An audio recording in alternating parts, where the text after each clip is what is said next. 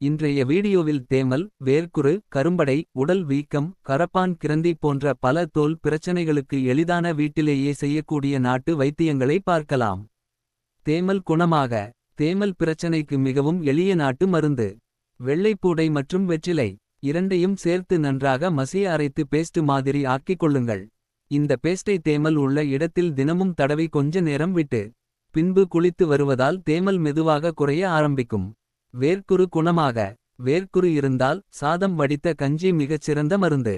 அந்த கஞ்சியை நேராக வேர்க்குரு பகுதிகளில் தடவி 10 முதல் 15 வரை நிமிடம் விட்டு பின்னர் குளித்து வருங்கள். சில நாட்களில் வேர்க்குரு மாகி குறையத் தொடங்கும். கரும்படை தீர.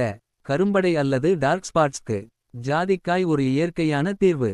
ஜாதிக்காயை சிறிது தண்ணீர் சேர்த்து அரைத்து பேஸ்ட் செய்து கரும்படை உள்ள இடத்தில் தினமும் தடவுங்கள். நிறம் மெதுவாக லைட் ஆகும். தோல் வியாதி தீர. சிரட்டை தைலம் என்பது பல தோல் நோய்களுக்கு பயன்படும் பாரம்பரிய தைலம். சருமத்தில் உள்ள சிரங்கு, அரிப்பு, சிவப்பு போன்ற பிரச்சனைகளில் இந்த தைலத்தை மெதுவாக தடவி வருவதால் நிவாரணம் கிடைக்கும். இந்த நாட்டு வைத்தியங்கள் பல ஆண்டுகளாக பயன்படுத்தப்பட்டவை. உங்களுக்கும் இந்த தகவல்கள் பயனுள்ளதாக இருந்தால் லைக், ஷேர், சப்ஸ்கிரைப் செய்ய மறக்காதீர்கள்.